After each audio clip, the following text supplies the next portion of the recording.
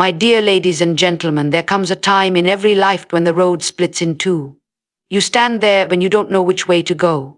One road looks safe, paved, predictable. The other uncertain, strange, unfamiliar, and it asks something of you. Oh, how it asks something of you. And you feel torn. Have you ever been there? I know you have. I've been there too. Standing between what is and what could be. And no voice from heaven shouts the answer. No angel descends with a scroll. There is only silence, stillness. But deep, deep within you there is a whisper.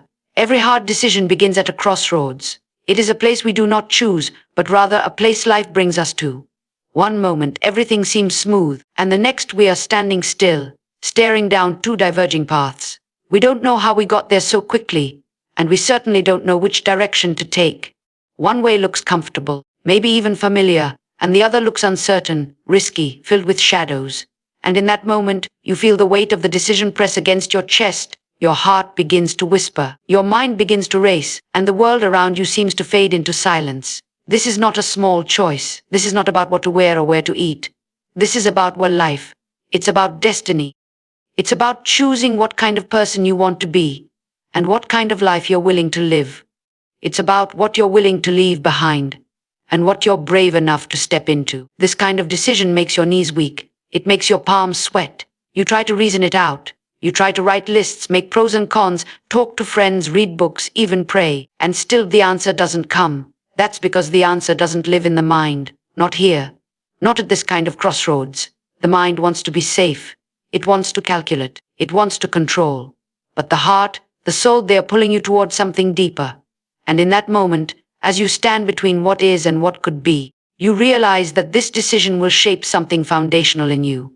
Not just the direction of your life, but the character of your being. There are people who live their lives avoiding this moment. They feel the crossroads rise up before them and they quickly turn back. They choose the safer path.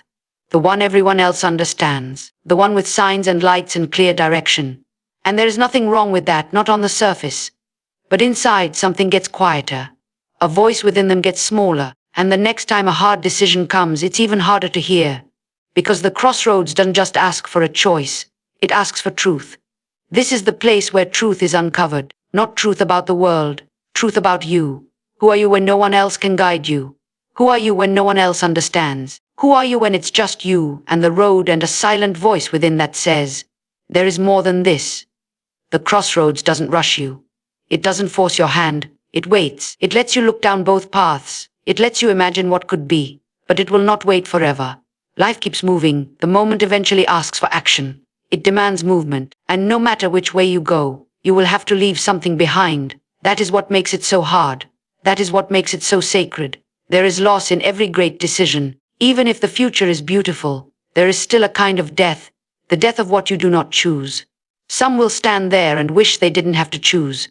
They'll say, if only I could see the outcome. If only I knew what would happen next. But that's not what the crossroads is for.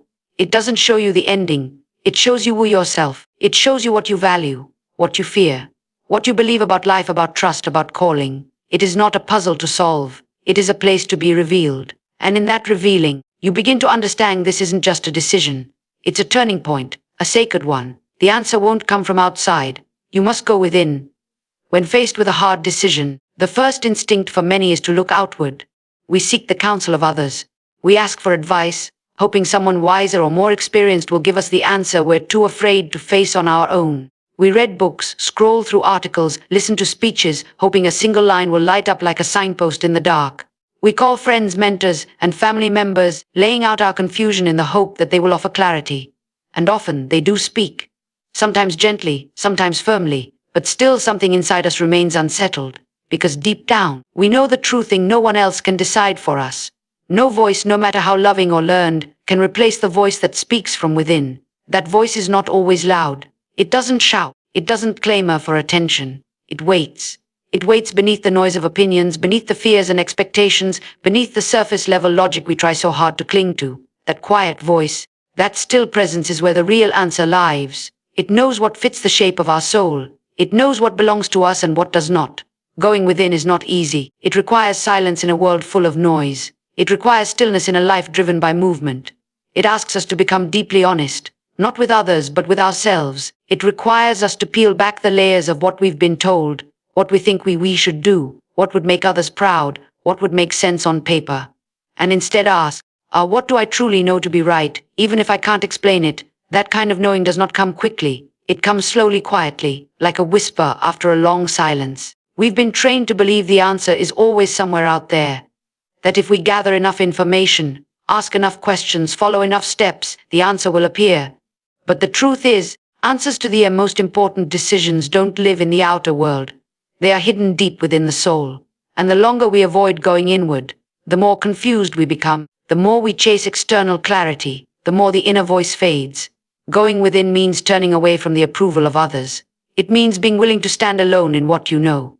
It means saying, even if no one else understands this, I do. That kind of confidence doesn't come from arrogance. It comes from intimacy with your own spirit. You have to learn to trust the wisdom that is already planted inside you, planted there long before the decision ever came. That wisdom does not argue. It does not debate. It simply whiz. It's steady. It's rooted. It's yours. Sometimes going within reveals something you don't want to admit. Maybe you know what you have to do, but it scares you. Maybe the path you're drawn to doesn't look logical or safe. Maybe it means walking away from what others think is best. But still there it is, that knowing. That gentle, firm clarity that you can't ignore. You might try to dismiss it. You might try to cover it up with layers of reasoning. But it keeps coming back. It lives at the center of you. And the moment you finally sit still long enough to hear it, to really hear it, you realize the answer has been there all along. Not in the noise, not in the voices, not in the opinions, but in the quiet, in the deep, in the place where only you can go. That is where the truth lives. That is where the decision becomes clear. Your gut is the seat of deep, quiet wisdom. It's not just a feeling, and it's not just a hunch. It is the place where intuition and experience come together, where the soul speaks in ways the mind cannot fully grasp. It is not irrational, though it may seem that way to others.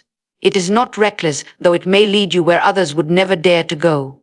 It is the place within you that simply knows. It knows before the facts are in. It knows before the logic lines up. It knows what belongs to you and what doesn't, and it speaks. Not in paragraphs, but impulses, impressions, a silent clarity that cuts through confusion. We often dismiss this wisdom because we're taught to value what can be measured, what can be explained. The mind, with its analysis and categories, gets all the attention. We're told to think things through, to weigh the consequences, to make smart decisions. And of course there's value in reasoning. But there are moments, defining, holy moments, when the mind cannot carry the full weight of the truth. The mind calculates, but it does not always understand. The mind can list pros and cons, but it cannot feel the pull of destiny. That feeling, that pull, that unmistakable sense of this is right, even when it doesn't make sense on paper. That is your gut speaking. It does not shout. It does not demand. It simply nudges. It whispers. It rests in your chest, in your stomach, in that strange place where emotion and instinct meet. And you've felt it before. You felt it in moments when you had to walk away from something that looked perfect. You felt it when you said yes to something that terrified you. You felt it when you met someone and immediately knew you could trust them, or knew you couldn't, and no one had to explain it to you. You just knew. That was your gut. Some people ignore it. They say it's unreliable. They choose instead to defer to logic, to advice, to the outside world. But over time, when you ignore that inner voice, it grows quiet. It doesn't leave you, but it stops trying to compete with all the noise. And you begin to doubt yourself. You begin to second guess every move. Because the one voice that was truly yours, the one that was rooted in your deepest truth, was pushed aside. But when you learn to honor that voice again, when you begin to listen to that deep inner knowing, it returns. Not suddenly, but gradually. You begin to feel it again. The quiet peace. The certainty without explanation. It won't always tell you what to do instantly. Sometimes it waits for you to be still enough, honest enough, willing enough to hear it. But it is always there, offering direction not through logic, but through alignment. When your gut speaks, it's not just emotion. It's not just fear or excitement. It's resonance. It's the body, the heart, and the spirit all agreeing at once. To trust your gut is to honor the wisdom of your whole self, not just the mind. It is to believe that you are already equipped with something sacred inside you, something that doesn't need permission or validation. It's not loud because it doesn't need to prove itself. It simply waits for you to remember that the deepest truth is not something you discover. It's something you uncover. And it's been waiting there patiently all along. Silence and stillness are necessary to hear your inner voice. In a world that runs on noise, on constant motion, constant input, constant demands, it's easy to forget the value of quiet. We fill our days with the hum of screens, the buzz of conversation, the rhythm of schedules that never stop moving. We are so used to the external world speaking to us that we begin to drone out the one voice that matters most, the voice within. And when we come to a moment of decision, a moment that truly matters, we realize how far we've drifted from that inner stillness. We realize we don't know how to listen anymore. We realize the volume of life has turned up so loud that we can't hear ourselves think, let alone feel. Let in a voice, the one that holds truth, clarity, wisdom. It does not shout, it does not beg for attention. It waits for quiet. It waits for space. It waits for you to step away from the frenzy, the opinions, the urgency, and enter into silence. Not just the absence of sound, but the deep, sacred stillness where distractions fade and awareness begins. Stillness is not just an act of doing nothing. It is a sacred practice. It is the intentional act of turning inward, of choosing to listen not to the world, but to the whisper that lives beneath the surface of your mind. In stillness, the dust begins to settle.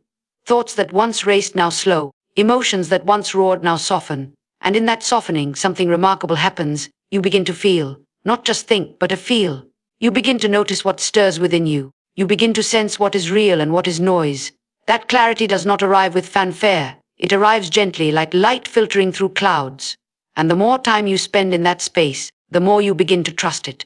But it takes practice. Silence is uncomfortable at first. It confronts you. It brings up all the things you've been avoiding. The doubts, the fears, the questions you've buried under business. And that is why so many avoid it. It is easier to stay distracted than it is to sit in silence and meet yourself honestly. But without that meeting, without that sacred confrontation, the deeper wisdom cannot rise. It is buried beneath layers of noise, and only stillness has the power to uncover it. People will try to offer you answers. They will try to fix your uncertainty. They will rush you, pressure you, persuade you. But your truth is not on their timeline. Your clarity is not born in their noise. You are not meant to live by borrowed voices. You are meant to live by the voice that speaks in the silence, in the pause, in the moment when everything else fades and you are finally alone with yourself. This kind of stillness is not passive.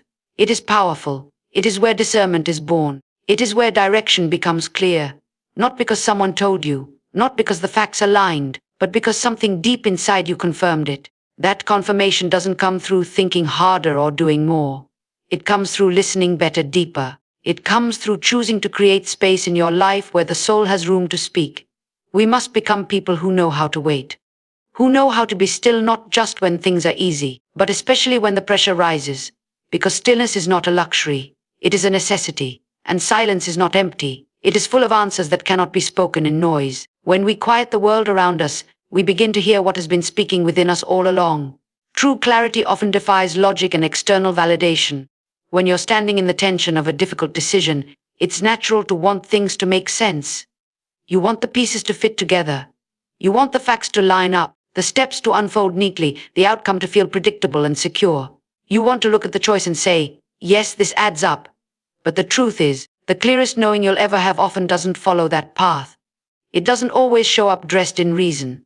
Sometimes it comes without explanation. It comes quietly, deeply, and with a certainty that cannot be charted on a graph or proven in a conversation. It defies logic, not because it's foolish, but because it speaks from a different place entirely. We are conditioned to believe that decisions must be validated by others to be trustworthy. We want approval. We want people to understand. We want to be able to defend our choices with sound arguments. So we wait for agreement. We wait for confirmation. We wait for someone else to nod their head before we dare to move forward. But real clarity, the kind that arises from within, doesn't wait for permission. It doesn't ask to be justified. It simply stands. And the more you learn to recognize it, the more you understand that it's not loud or defensive. It doesn't argue. It just is. This kind of clarity isn't the absence of fear. You can feel afraid and still know what you must do. It's not about comfort or convenience. In fact, it often asks you to step into discomfort. It asks you to leave behind the familiar and step into something that others may not understand. You might try to explain your decision, but the words will feel small compared to the knowing inside you. You might try to make it sound logical, but you'll feel the edges of your truth being lost in the explanation. That's because your clarity isn't born from logic. It's born from alignment. It's born from a deep resonance that tells you, even in the face of uncertainty, this is right for you. There are people who will question your choice. They will raise doubts, not because they mean harm, but because they are looking at your life through the lens of their own fears. They are speaking from the framework of their own experience. And that's okay. You don't need everyone to understand. You don't need a round table of approval before you take the next step. Clarity isn't consensus. It isn't the result of majority vote. It is a deeply personal recognition of truth. When you feel that kind of knowing, quiet, firm, steady, you owe it to yourself to honor it. Sometimes clarity feels like peace that arrives in the middle of chaos. Other times it feels like a single light shining through fog. You may not see the whole path. You may not have all the answers, but you know the next step. You know what must be done, and that knowing is enough. It may not make sense to anyone else. It may not even make full sense to you, but it will sit in your chest like a settled weight, like something inside you finally aligned and exhaled. There is a different kind of logic at work here. Not the logic of formulas and outcomes, but the logic of the soul. It's the kind of clarity that has nothing to prove because it already knows what it knows. It doesn't come from the outside. It doesn't come from polling the room. It comes from deep within, from the part of you that sees without seeing, knows without knowing why, and trusts without needing to explain. When that clarity arrives, it is unmistakable. Fear and noise must be quieted to access truth. When faced with a hard decision, the first voices that rise are often not the voices of wisdom but the voices of fear. They speak loud, fast, and without mercy. They say, "What if you fail? What will they think? Are you strong enough? What if you lose everything?" These voices don't wait for silence or invitation. They burst in, unannounced, convincing, persuasive, wrapped in urgency. They pretend to be protectors, but they are prisoners in disguise, keeping you locked in the small, safe places you've outgrown. And then there is noise. Not the kind you hear with your ears, but the kind that fills the space between your thoughts. The noise of comparison, the noise of expectation, the noise of everyone else's opinions pressing in like 1,000 open tabs in your mind. The world is full of voices competing for your attention. Some of them come with good intentions. Some come wrapped in advice, in guidance, in just trying to help. But it is still noise. Because if you are not careful, you'll start to mistake volume for truth. You'll start to believe the loudest voice must be the right one. But truth doesn't shout. It whistles, it waits. Fear clouds your vision. It takes what is possible and paints it in shadows. It takes the unknown and fills it with monsters. It says, "Don't move, don't try. Stay where it's safe." And it can sound so convincing because it uses pieces of the past as its evidence. It reminds you of every failure, every wound, every time you dared to step forward and stumbled. But fear is not a prophet. It cannot see the future. It can only replay the past. And as long as fear is the voice you're listening to, you will never be able to see clearly. To access truth, you must learn to quiet those voices. Not by fighting them, but by turning your attention away. By choosing to sit in stillness and wait. By creating space where fear has nothing to feed on. Fear thrives in noise, in rush, in distraction, but it cannot survive in the presence of peace. The more still you become, the weaker fear grows. Not because it disappears, because you stop giving it your ear. And in that quiet, something else begins to rise. The truth is not flashy. It does not demand your attention. It will not interrupt your chores. But when you make room, when you clear the fear, when you silence the noise, it comes softly, clearly, without push or pressure. And when it comes, it does not sound like fear. It sounds like peace. Even if the path ahead is uncertain, even if the decision is difficult, even if there is risk. When it is right, you will feel peace. Not comfort, not ease, but peace, that deep internal exhale that says, "Yes, this may be hard, but it is true." And it's not that fear never returns. It does. But once you've tasted the sound of truth, you begin to recognize the difference. You begin to say, "That is fear, and I hear it, but I will not follow it." You begin to choose stillness over panic. You begin to trust that noise is not a guide, that volume is not authority. You begin to know when a voice is echoing from your soul and when it is simply bouncing off the walls of your insecurity. To access truth, you must become familiar with quiet. You must get used to waiting, to breathing, to letting fear speak and then letting it pass. You must trust that the truth is not something you chase. It is something you uncover. And it waits, always, just beneath the noise, just behind the fear, steady and unchanged. You often know the answer long before you admit it. There is a moment, quiet and brief, when something inside you simply knows. It doesn't need evidence. It doesn't wait for approval. It doesn't ask for confirmation. It knows. The knowing may not yet be loud, and it may not yet be clear enough to explain, but it is there, sitting in your chest like a stillness you can't shake. Sometimes it comes in the very first moment. The first impression, the first glance, the first feeling that moves through you before your mind catches up. It comes before the pros and cons, before the discussions, before the back and forth that wears your soul thin. But then the mind steps in, and with it comes the analysis, the worry, the resistance. You start weighing every angle, thinking through every possible outcome. You start asking for advice, hoping someone will say something that gives you permission to feel what you already feel.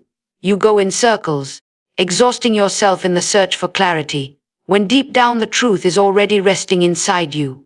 It's not that you don't know. It's that you don't want to admit that you know. Because once you admit it, everything changes. Maybe it means letting go of something that's comfortable but no longer true. Maybe it means saying yes to something uncertain, something that demands faith. Maybe it means disappointing someone, stepping into unknown territory, or becoming the version of yourself you've only dreamed about from a distance. Whatever it is, the cost feels high. So instead of acknowledging the truth, you postpone it. You pretend you don't know. You hide behind the idea that more time or more information will make it easier. But time doesn't change the truth. It only deepens your unrest. You can feel it when you're avoiding the truth. There's a weight to it, a heaviness in your body, a tiredness that doesn't go away with rest. You feel it in your conversations, when your words start to stretch further and further from your heart.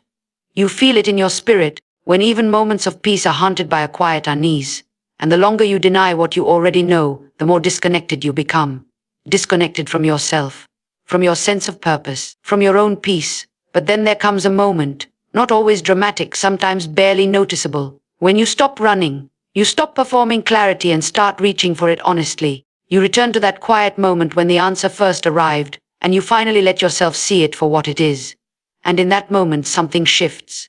Not because the decision became easy, but because the weight of pretending lifted.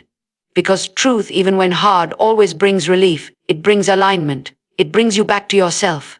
You don't need to fear that first knowing. It may not come with all the steps laid out, but it always comes with a sense of rightness, of resonance, of something inside you saying yes without words. And even if you're not ready to act on it yet, acknowledging it is a step toward wholeness.